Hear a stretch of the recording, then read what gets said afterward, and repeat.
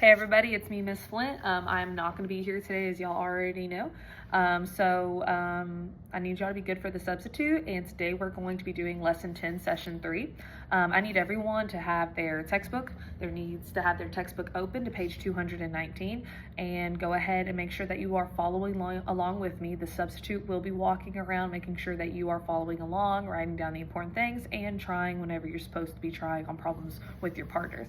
All right, I will be asking her to pause the video at certain times so y'all can try it yourselves, and then we will be going over it together. So just make sure that you hold yourself and the people around you accountable, and we are gonna go ahead and get started. So we're on session 3 of dividing fractions, and today we're officially learning how to use multiplication to divide by a fraction. And this is our last strategy that we're going to learn for dividing fractions before we do the refined lesson tomorrow, and then of course we'll have a quiz on Friday on it. So let's go ahead and get started.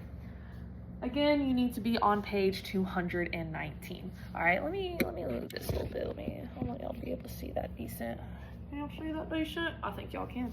All right, let's go ahead and get started. It says Paolo and Amy each have 3/4 cup of feed left in their bags of chicken feed. Paolo uses a 1/2 cup of feed each time he gives his chickens a meal, while Amy uses 3/2 of a cup of feed each time she gives her chickens a meal. How many meals can Paolo give his chickens, and how many meals can Amy give her chickens? So actually there's 2 questions here.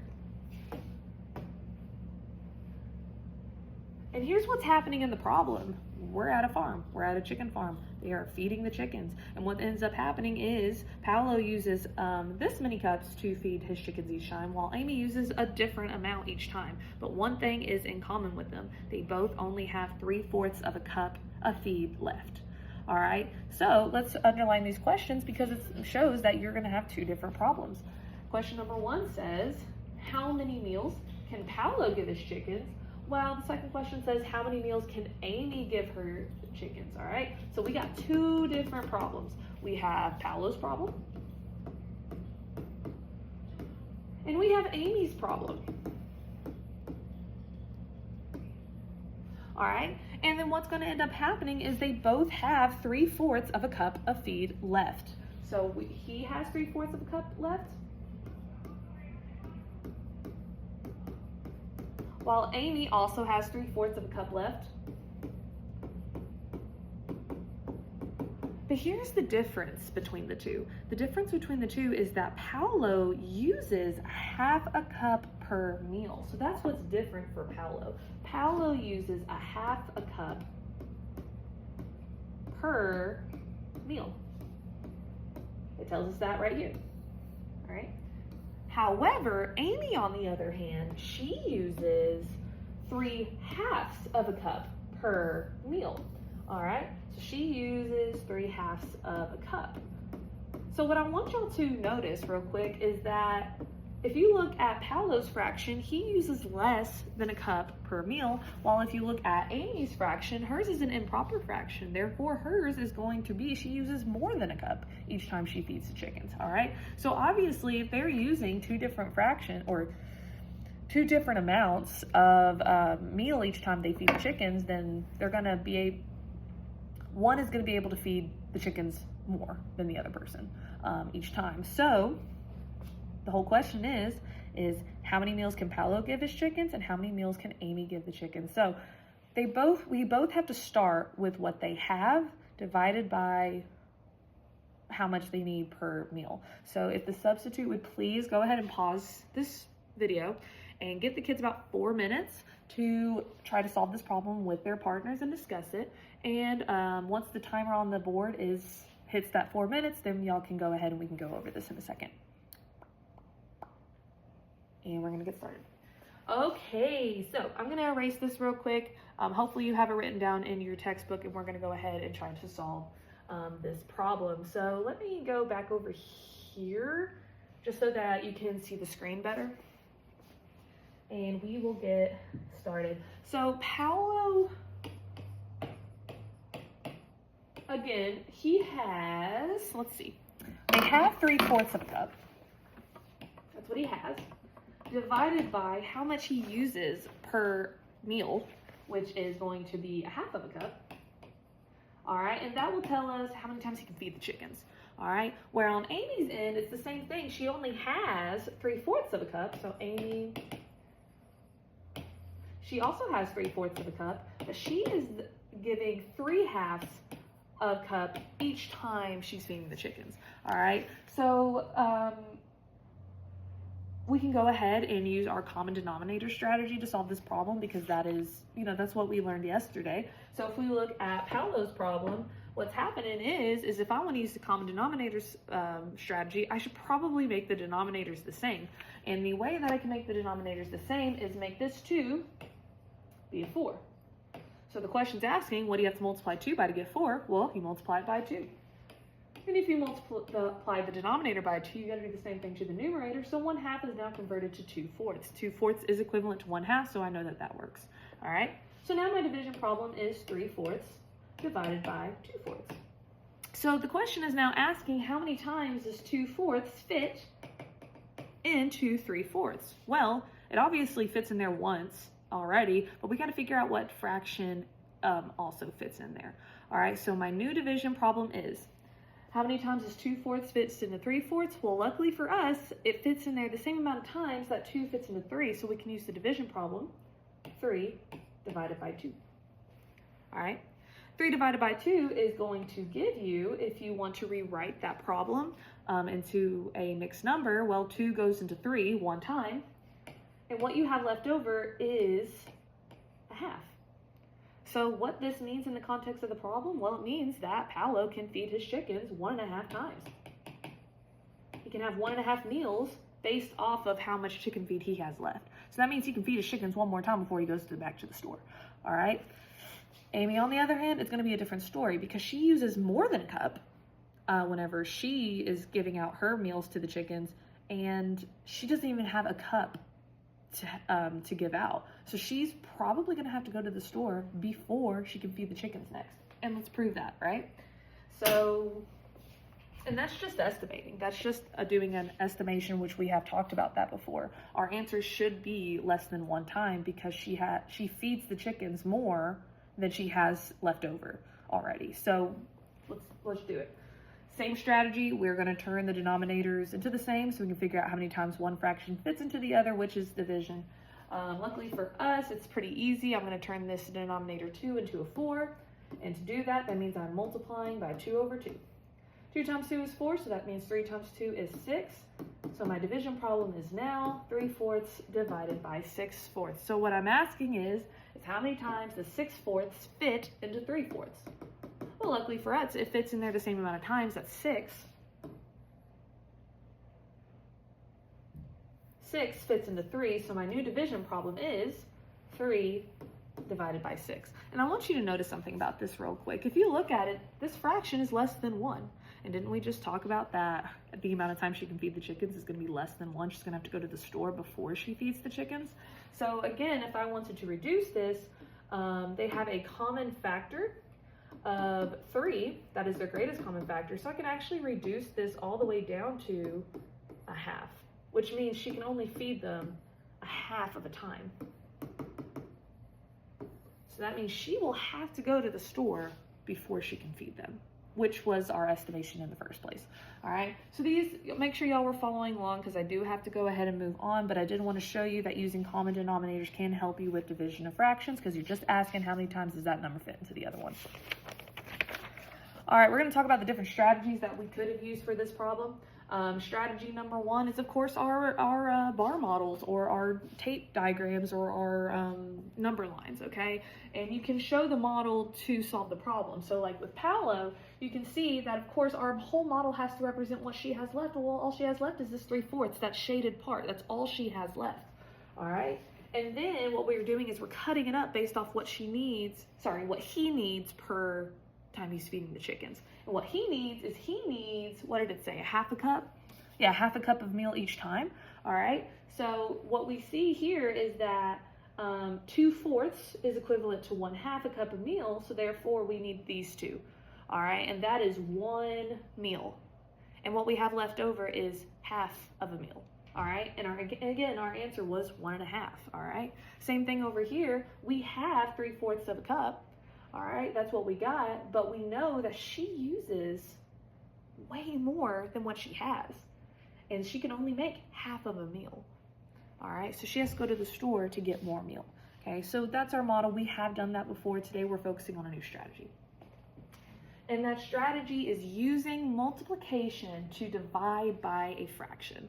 Okay, so it says what we can do to solve this problem in this particular strategy is to find how many 3/2 are in a number. You can use two multiplication steps. All right, you can use two multiplication steps. Step number 1 is you can find out how many halves are in the number. To do this, you multiply it by 2. If you want to figure out how many halves are in a number, you multiply it by 2. So if you want to figure out how many halves are in 4, well, 4 times 2, well, there's 8 halves in 4. So you can multiply by 2 to figure out how many halves there are, because our denominator is 2 here. So we are working with halves. Then step 2. Then you want to separate the number of 1/2 into 3 equal parts.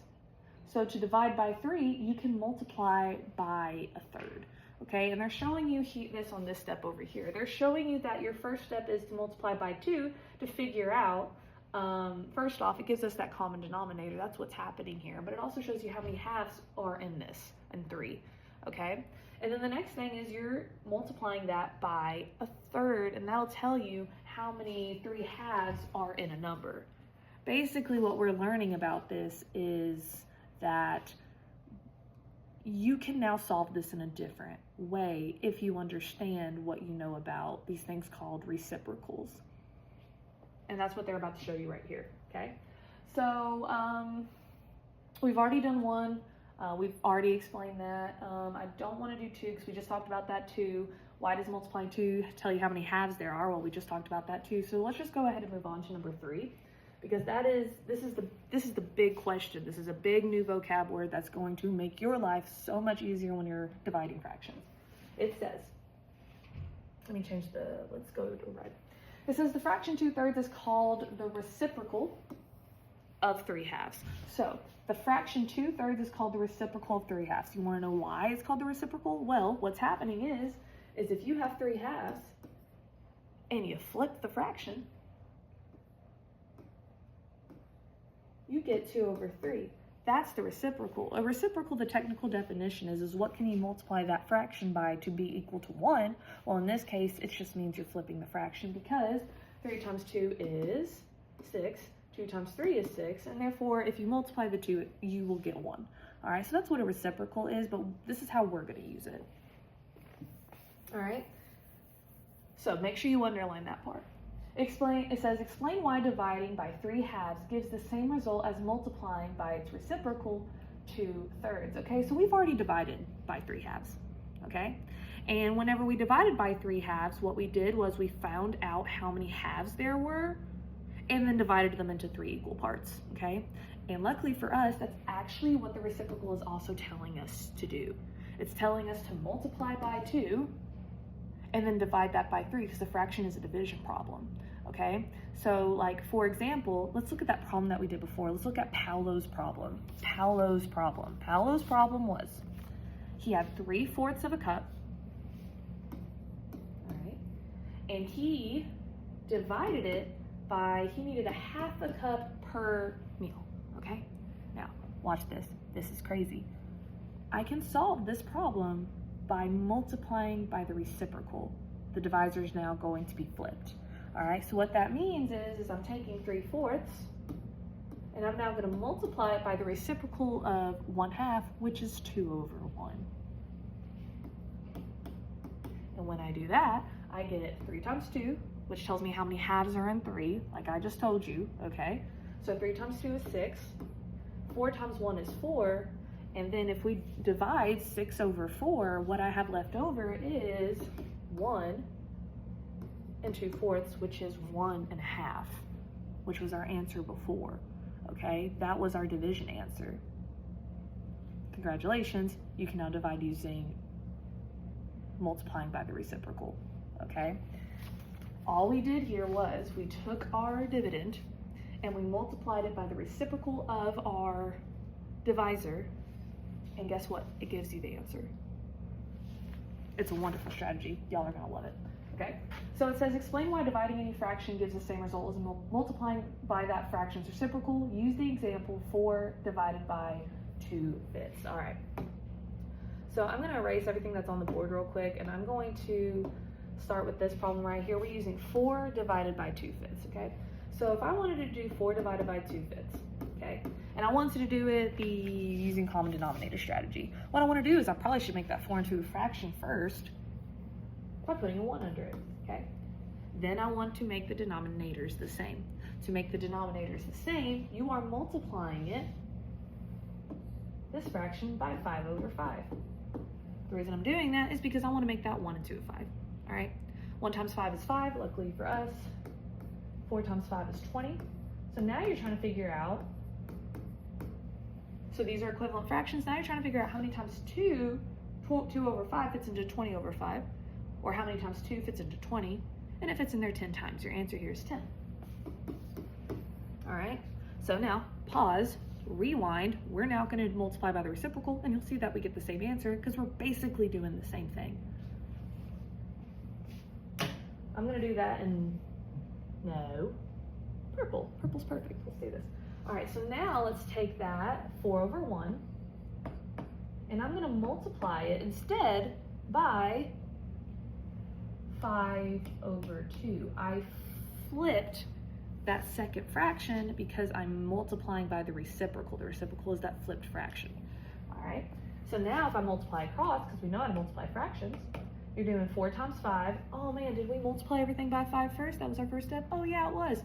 That's what this first step is saying here. You're multiplying it by 5. 5 times 2, or 5 times 4 is 20. 1 times 2 is 2. And then step number 2 is you're dividing it by 2. You're dividing 20 by 2. Guess what you're doing here? Dividing 20 by 2. Our answer, 20 divided by 2 is 10. Your answer is 10 in both strategies.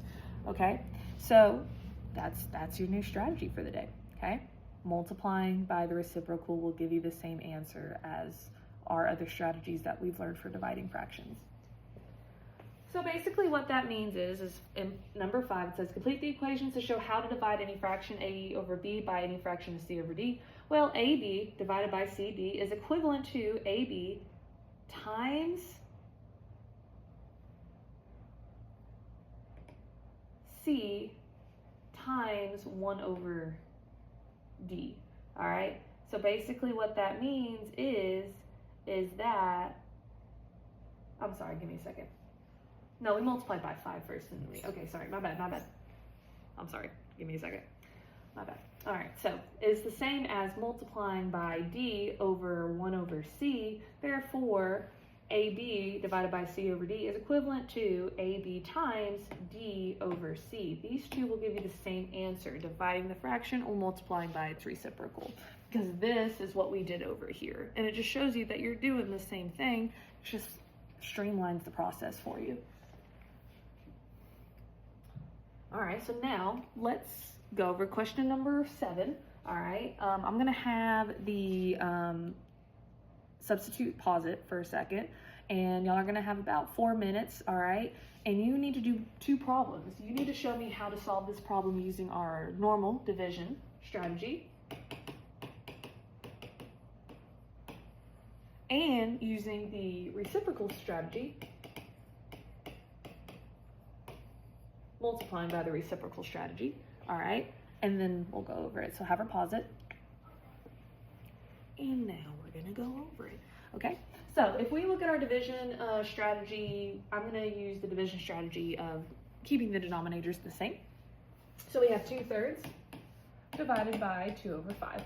All right, well, the first step is I want to make those denominators the same. And to make the denominators the same, it looks like I'm gonna have to multiply both fractions because I can't multiply 3 by anything and get 5, and I can't multiply 5 by a whole number and get 3. So I'll probably need to multiply both of them by a common factor.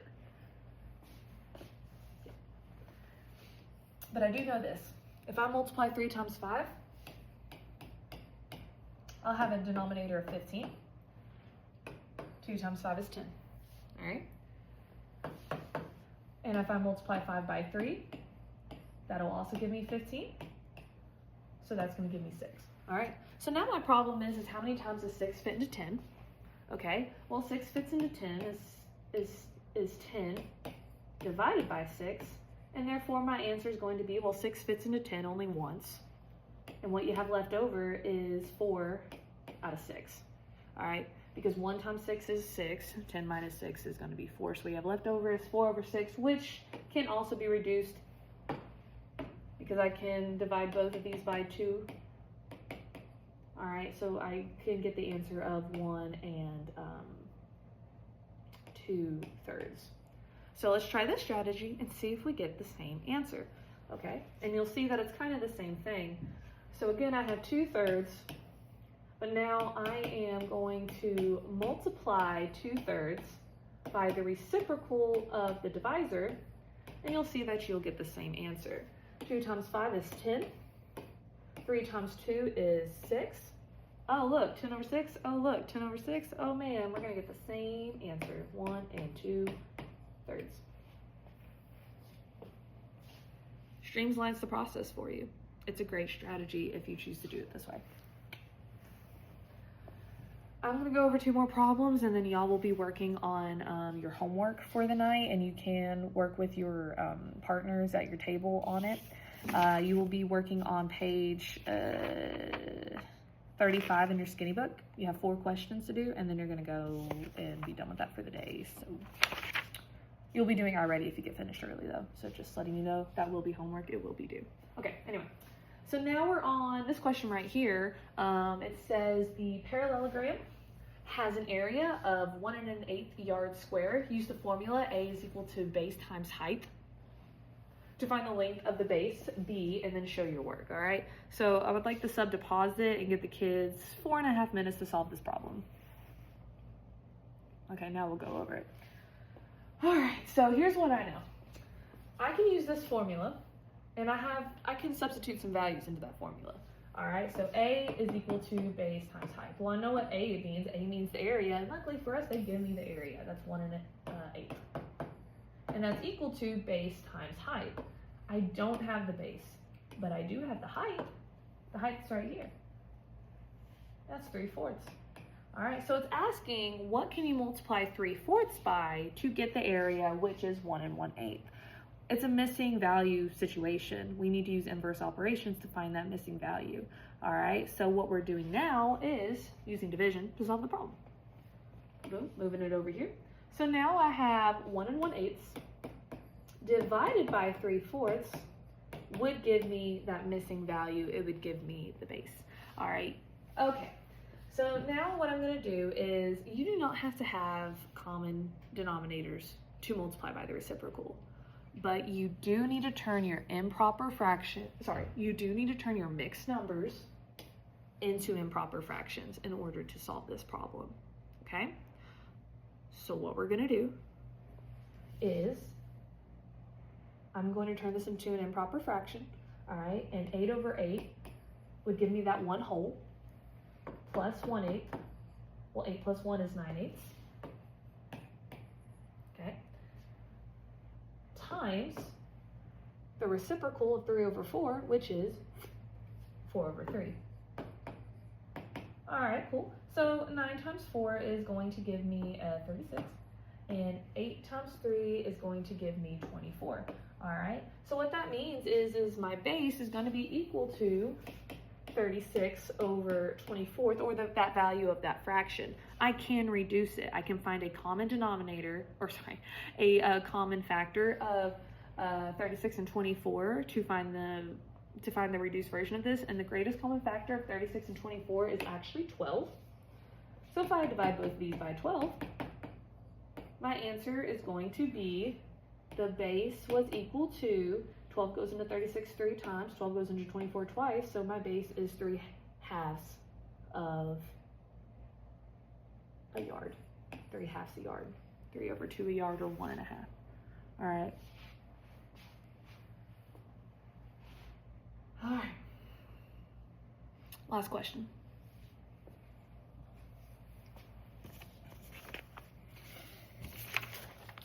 Okay, last question.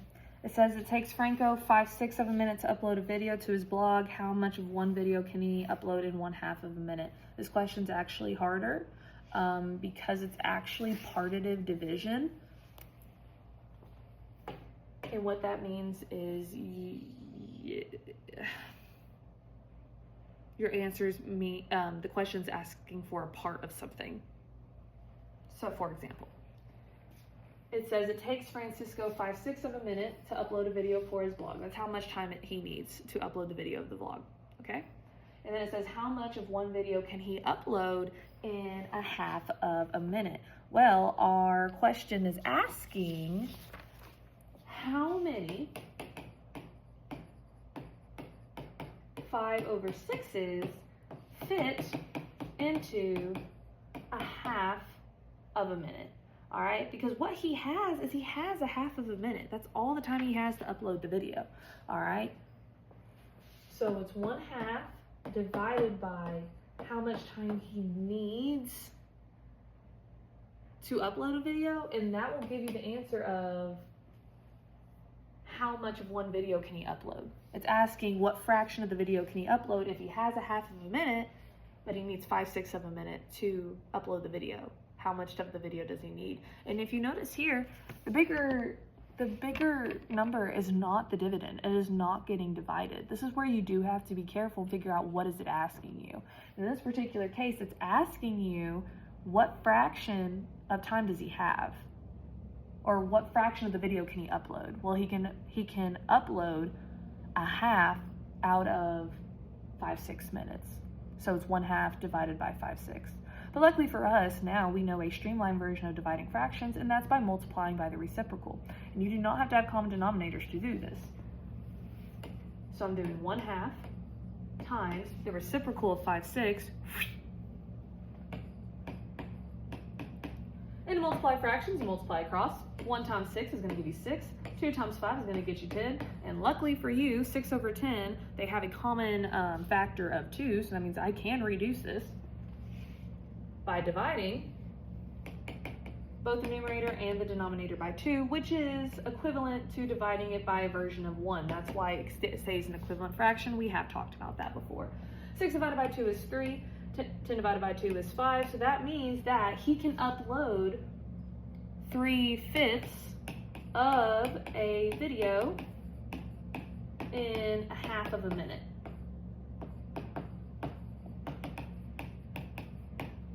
All right.